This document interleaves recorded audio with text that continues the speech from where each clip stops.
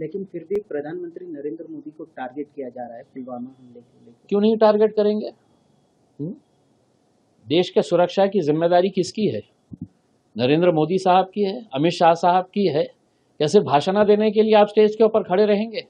हाँ, भाई और बहनों हम चुन चुन के मारेंगे करके? कब मारेंगे भाई और बहनों? हाँ? आपका खून क्यों नहीं खौल रहा है? पूरे देशवासियों का खून खौल रहा है, बेगुनाह लोगों की जानें गई है, बेगुनाह लोगों को मारा गया है, और यहाँ पर आप सिर्फ भाषण दे रहे हैं। रोज एक एक स्टेटमेंट हम सुनने को मिलते हैं कि हम चुन चुन के मारेंगे। कब चुनने जा रहे हैं आप? कब चुन के मारने वाले हैं आप? हा? अगर हम उनको नहीं टारगेट करेंगे, उनको नहीं जवाब पूछेंगे तो कौन है? अगर आपसे जिम्मेदारी नहीं संभाली जाती है तो वहां पर उस कुर्सी के ऊपर असदुद्दीन अवैसी साहब को बिठा दीजिएगा, देखिएगा वो क्या हासिल करते हैं। दूसरी तरफ पाकिस्तान परमाणु हमले की धमकी दे रहा है। बहुत छोटा है, पाकिस्तान की धमकियों से बहुत ज़्यादा डरने की ज़रूरत ही नहीं है। बहुत छुटका सा है पाकिस्तान, जो है हिंदुस्तान के मुकाबले में पाकिस्तान की तुलना नहीं की जा सकती है। तो गीदड़ भपकियाँ जो है वो पाकिस्तान जानता है कि हमारे ऊपर कोई असर नहीं होने वाला है इसके अंदर। अपना मुल्क अगर देखेंगे तो हर लिहाज से हम बहुत ताकतवर है इसमें। तो जो कुछ करता नहीं है, जो काट नहीं सकता है, वो भोगता है। तो अब पाकिस्तान भोगने का काम कर रहा है। जैसी जनगणना को लेकर क्या देखिए, बहुत सालों से ये मांग थी, और अगर ये ईमानदारी से अगर जातीय जनगणना होती है पूरी ईमानदारी के साथ, तो यकीनन बहुत सारे चौंकाने वाले आंकड़े सामने आ सकते हैं।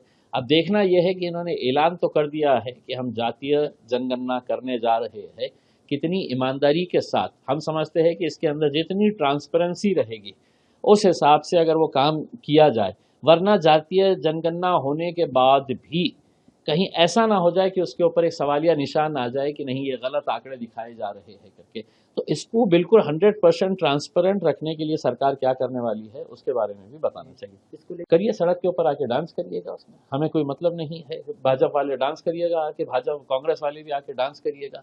हमारी मांग थी, हमारी मांग पूरी हो रही है। इसके अंदर कोई क्रेडिट का सवाल नहीं है, ये देश का एक इशू है, और कोई बहुत बड़ी आपने कोई तीर मार रहे ऐसा नहीं है। इससे पहले भी हो चुका है। तो अब जो है बहुत डिले हो चुका है, अब हो रहा है, तो अब आप क्रेडिट ले लीजिएगा, लेकिन कराइए तो सही। कल जैसे राउत ने कहा है कि वो कैंसिल करना चाहिए था प्रधानमंत्री ने समिट। लेकिन संजय राउत क्या बोल रहे हैं उसके ऊपर मैं ये नहीं कहता हूँ। वक्फ बिल का मामला अभी चल रहा ही है। आज कुछ लोग आपसे मिले, मस्जिद और मंदिर को तोड़ने की नोटिस दी जा रही है।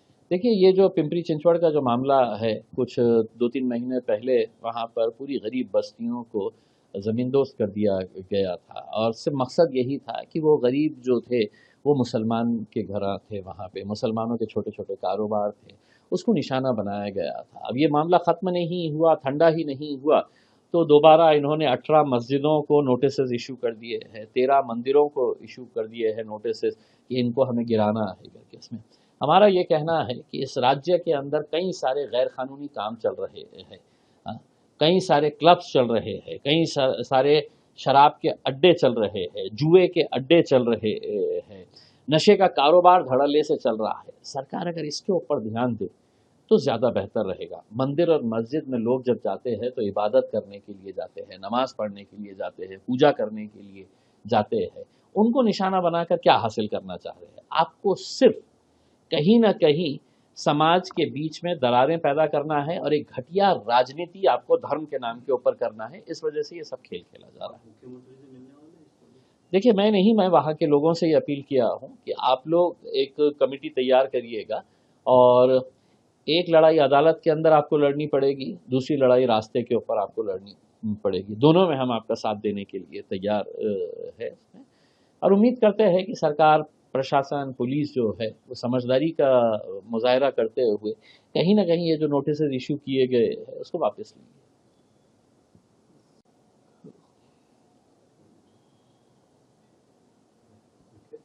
राज्य सरकार की ओर से किसानों को 1 रुपये में फसल बीमा दिया जाता था, वो बंद कर दिया गया है। देखिए, एक तो सबसे पहले हमारी शिकायत ये है कि नेशनल क्राइम रिकॉर्ड ब्यूरो के अंदर पहले ये डेटा दिया जाता था कि कितने किसानों ने आत्महत्या की है। जब से ये मोदी हुकूमत आई है, उन्होंने ये डेटा को छुपाने के लिए किसी भी प्लेटफॉर्म के ऊपर ये डेटा बता नहीं रहे हैं, क्योंकि एक तरफ आपको दिखाना है कि हमारी हुकूमत के अंदर सब कितना अच्छा चल रहा है, सब कितने खुश है। तो ये जो आंकड़े हैं ये सरकार की नाकामियों को दिखाते हैं। अगर मैं आपको सिर्फ 2024 और 25 के अगर आंकड़े बताऊं तो औरंगाबाद ज़िले के अंदर, सिर्फ औरंगाबाद ज़िले के अंदर 952 सिर्फ औरंगाबाद ज़िले के अंदर किसानों ने आत्महत्या की है। अमरावती डिवीज़न, ये विदर्भ में आता है जहां से मुख्यमंत्री साहब आते हैं, वहां पे 1070 किसानों ने 2024-25 के अंदर आत्महत्या की है। अकोला ज़िला के अंदर कितने हैं तो 138 है, बीड़ ज़िले में 205 है, अमरावती ज़िले में 200 है, वर्धा ज़िला में 112 है। तो अगर हमने ये पूरे आंकड़ों को अगर हमने जमा किए तो हज़ारों की संख्या के अंदर एक साल में किसान मर रहे हैं। क्यों मर रहे हैं, सरकार को ये पता करने की ज़रूरत है।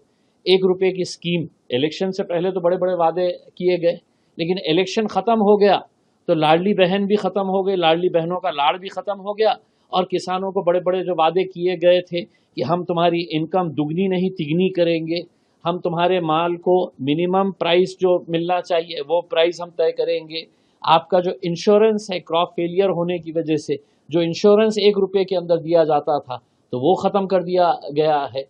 तो ये जो सब चीज़ें हैं ये सरकार की नाकामियों को दिखाते हैं, और मैं समझता हूँ कि दुर्भाग्यवश किसानों की कोई आवाज़ नहीं है, ना तो विधानसभा के अंदर है ना लोकसभा के अंदर है। किसानों के बारे में बात करने वाले बहुत है भाषणों के अंदर, लेकिन किसानों का मुद्दा लेकर जाने वाले बहुत कम लोग है या है ही नहीं है। इसी वजह से ये जो किसान वर्ग है ये हर रोज़ आत्महत्या कर रहा है, हर रोज़ मर रहा है, और इनकी तरफ कोई देखने वाला नहीं। अखबारों के अंदर अब एक सिंगल लाइन की खबर तक नहीं आती है अगर कोई किसान आत्महत्या कर लेता है, तो बहुत ही दुर्भाग्यपूर्ण ये बात है। राज्य सरकार कर रही है। मैं अभी आंकड़े बताया हूँ कि कितने किसानों ने आत्महत्या की है, इन 100 दिनों के अंदर कितने किसानों ने आत्महत्या की है, इसके आंकड़े भी अगर सरकार दिखा दे तो हम आपकी पीठ थपथपाएंगे। आपके हिसाब से तो कोई मरा ही नहीं है, कोई किसान ही नहीं मरा है, आपके हिसाब से तो पूरी महिलाएं जो है वो पूरी तरह से सुरक्षित है। उनको आप जो पैसा देने का वादा किए थे, बढ़ाने का वादा किए थे, वो भी ख़त्म कर दिए हैं। इलेक्शन ख़त्म हो गया है तो महंगाई किस तरीके से बढ़ाई जा रही है, धीरे धीरे से कैसे एसेंशियल कमोडिटीज़ की कीमतें बढ़ाई जा रही है, ये आप अच्छी तरह से देख रहे हैं। बेरोज़गारी 100 दिनों के अंदर कितने रोज़गार आपने तैयार किए हैं नौजवानों के लिए, ये भी हमें आंकड़ा दिखा दे। देखिए, अपनी पीठ थपथपाना तो मियाँ मिट्ठू कोई भी पीठ थपथपा लेगा, लेकिन आप आंकड़ों के साथ आइए, ये 100 दिनों के अंदर हमने ये काम किए हैं, 100 दिनों के अंदर एक भी किसान को हमने मरने नहीं दिया है करके, क्राइम रेट जो है वो 100 दिनों के अंदर कितना घटा है, ये सब आंकड़े बताइएगा। फिर आप अकेले ही नहीं, हम भी आके आपकी पीठ थपथपाएंगे। लोकशाही मराठी ऐका, पहा, जागरूक रहा।